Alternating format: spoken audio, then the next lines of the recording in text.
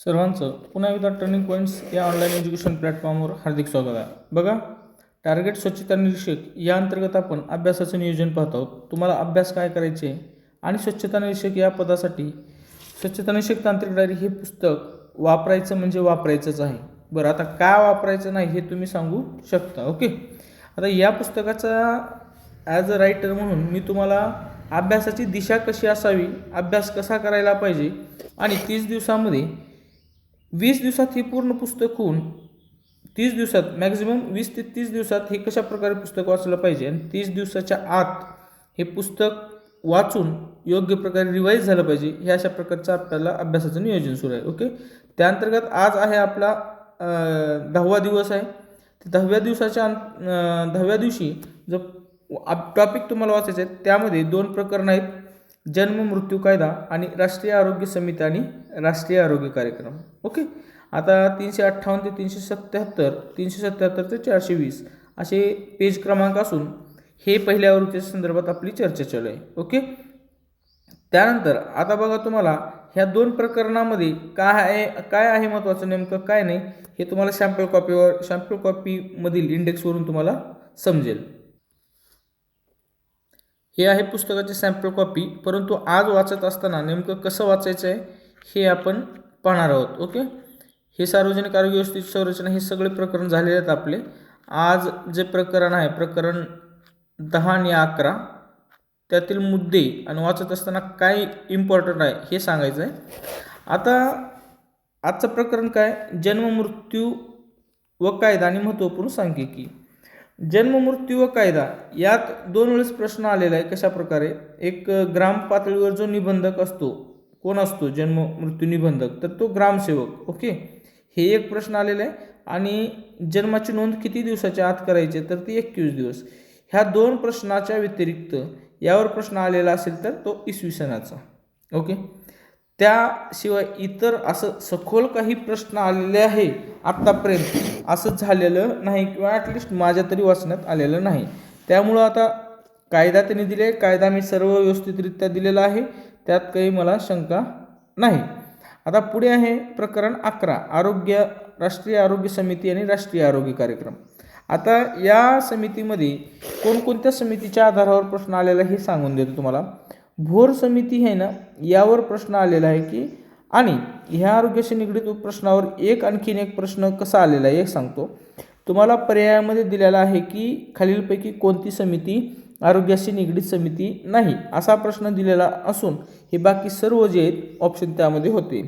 आरोग्य समिती स्थापनेच्या इसवी सनावर क्वचित, म्हणजे आय थिंक तर मला तर वाचण्यात किंवा बघण्यात आलेलं नाही, PYQ उत्तर मी दिलेलं आहे पुस्तकाच्या नंतर, तर काही प्रश्न आलेला नाही असा होता. परंतु तुम्ही एक वेळेस तुम्ही म्हणजे इसवी सन आणि सिक्वेन्स लक्षात ठेवायचा प्रयत्न करा जर डीपमध्ये काही विचारलं गेलं तर. सोबत राष्ट्रीय आरोग्यविषयक राष्ट्रीय धोरण जे आहेत ह्या सर्वच्या सर्व ही 3 बी आहेत. या 3ची इसवी सन जी आहे ती तुम्हाला वाचण्यात प्रत्येक परीक्षेमध्ये मिळतील. आणि प्रत्येक राष्ट्रीय आरोग्य धोरणाचं जे काही उद्देशिके असतील किंवा वैशिष्ट्ये असतील किंवा उद्देश्य असतील किंवा हेतू असेल, ह्या सगळ्या गोष्टी तिथं विचारलेल्या आहेत. आणि याच प्रकरणामध्ये भारतातील काही महत्त्वपूर्ण वैद्यकीय संस्थांवर त्यांचे मुख्यालय दिलेलं आहे. तर हे मुख्यालय आणि वैद्यकीय संस्था हे तुम्ही लक्षात ठेवा. फॅक्च्युअल डाटा आहे आणि प्रश्नाचे जे आहेत त्यावर बऱ्याच वेळेस प्रश्न आलेला आहे. यामधीलच जो प्रकरण आपल्याला पाहायचे आहे राष्ट्रीय आरोग्य अभियान. राष्ट्रीय आरोग्य अभियान, त्यामध्ये राष्ट्रीय आरोग्य अभियानामध्ये जे उपक्रम विविध राबवलं जातं ते पाहायचे आहे. आणि हा प्रकरण जसं पोषण महत्त्वपूर्ण आहे, ओके, जसं रोग व आजार महत्त्वपूर्ण आहे, त्याच प्रमाणचा जो भाग आहे तो आहे हा भाग. ओके, सर्व राष्ट्रीय कार्यक्रम असा एकही नाही. काय म्हणतो मी तुम्हाला पुन्हा एकदा सांगतोय, असं एकही राष्ट्रीय आरोग्य कार्यक्रम नाही की ज्यावर प्रश्न आलेला नाही. इवन तुम्ही कुठल्याही परीक्षेचं बघा, आरोग्य विभाग तर आहेच आहे, परंतु MPCच्या पूर्वला आहे. परंतु आवडीचा टॉपिक जो आहे हा यापूर्वीच्या ऑब्जेक्टिव्ह पॅटर्नमध्ये MPCच्या पेपर 4 आणि 3 मध्ये प्रश्न आलेला आहे. सोबत आरोग्य विभागाच्या सगळ्याच परीक्षेत प्रश्न आलेला आहे. राष्ट्रीय आरोग्य अभियान केव्हा सुरू झालं असा प्रश्न आहे. ओके, आशावर प्रश्न आलेले आशावर राष्ट्रीय आरोग्य अभियानांतर्गत जे जननी सुरक्षा योजना आहे, कुटुंब कल्याण कार्यक्रम आहे, सार्वजनिक लसीकरण कार्यक्रम आहे, शालेय आरोग्य कार्यक्रम आहे, RMNCHच्या विस्तारितमध्ये R काय, M काय, C काय, H काय, प्लस काय, हे सगळ्या गोष्टी ठेवायच्या आहे. राष्ट्रीय आयोडीन कमतरता विकार नियंत्रण कार्यक्रम, राष्ट्रीय अंधत्व नियंत्रण कार्यक्रम, राष्ट्रीय कुष्ठरोग निर्मूलन कार्यक्रम, राष्ट्रीय क्षयरोग नियंत्रण कार्यक्रम, राष्ट्रीय वाहकजन्य कीटकजन्य विषाणूजन्य कार्यक्रम, पेंटावॅलंट लसीकरण कार्यक्रम, मिशन इंद्रधनुष्यवर तर खूप वेळेस प्रश्न आलेला आहे, जननी सुरक्षा शिशु सुरक्षा कार्यक्रम आणि राष्ट्रीय शहरी आरोग्य अभियान. आता जेवढे मी नावाचा उल्लेख केलेला आहे त्या सगळ्यावर केव्हा ना केव्हा आरोग्य विभागाच्या परीक्षेत प्रश्न आलेला आहे.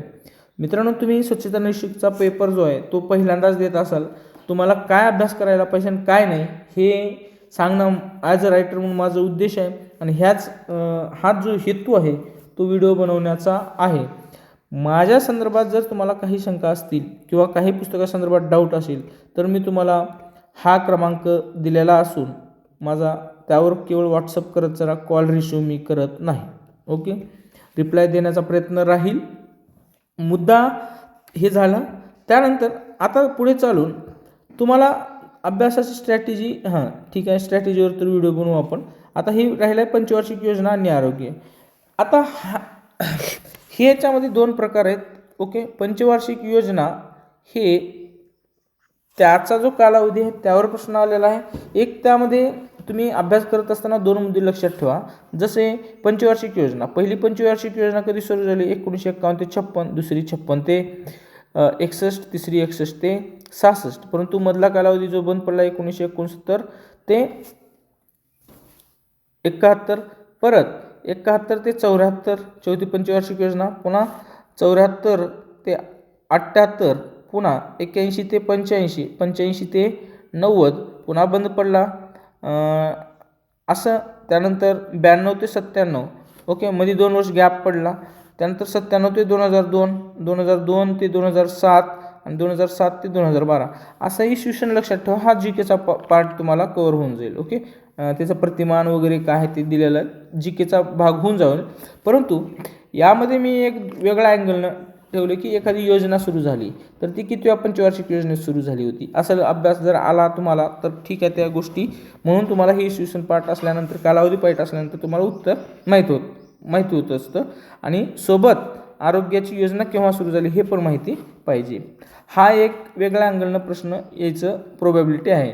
त्यानंतर आता उद्याच्या अभ्यासामध्ये आरोग्यविषयक सांख्यिकी माहिती ते उद्या पाहू, कारण मला पण थोडंफार रिवाईज करावंच लागेल. मुद्दा तुमच्या लक्षात आला असेल की आजच्या व्हिडिओमध्ये सर्वाधिक महत्त्वपूर्ण जो प्रकरण असेल तो असेल राष्ट्रीय आरोग्य अभियान आणि त्या अंतर्गत जे काही उपक्रम आहेत, कार्यक्रम आहेत ते. आणि ह्या प्रकरणाला लाईटली घेऊ नका. तुमचा अभ्यास झाल्यानंतर, थिअरी वाचून झाल्यानंतर परत वाचलेल्या ठिकाणी यायचं आहे. हे बघा, तुम्हाला एक मी क्लॅरिटी देतो की पुस्तकांची संख्या असो की पानांची संख्या असतो, ही वाचून झाली म्हणजे तुमचा अभ्यास झाला असं नाही होत. तुम्ही किती, आता बघा, क्वांटिटी ही मॅटर करत नाही अभ्यास करत असताना, क्वालिटी मॅटर करते. Okay, quality. तुम्ही किती पानं वाचलाय त्यापेक्षा त्या पानातला डाटा किती तुमच्या लक्षात राहत आहे हा मॅटर करतो. परंतु आता आणखीन एक आपला SIचा जो कोर्स आहे त्यामध्ये तुम्हाला क्वांटिटी प्लस क्वालिटी हे दोन्ही देखील तुम्हाला मिळेल. ह्यावर प्रश्न टॉपिकनुसार मी आपल्या मेंटरशिप प्रोग्राममध्ये SIच्या अपलोड करत आहे. हे व्हिडिओ देखील जे तुम्ही यूट्यूबवर पाहता ते सगळं मी अपलोड करत आहे. आता फी किती आहे? 149. आता मार्केटिंग करणं आमचं गरज आहे. तुम्हाला जॉईन करायचं झालं तर दुसरीकडे 999ची देखील करू शकता, 499ची. पण माझं का नाही असा मीच तुम्हाला प्रश्न विचारतो. ओके, काय कमी आहे ते तुम्ही मला सांगावं आणि मग त्या संदर्भात मी तुम्हाला रिप्लाय देतो किंवा मी सुधारणा करून घेतो. हा माझा व्हॉट्सअप क्रमांक आहे. अभ्यास करा. तुम्हाला माझ्याकडून शुभेच्छा. ओके, व्हिडिओला तर नक्की शेअर करा, सबस्क्राईब करायला विसरू नका. Thanks for watching this video.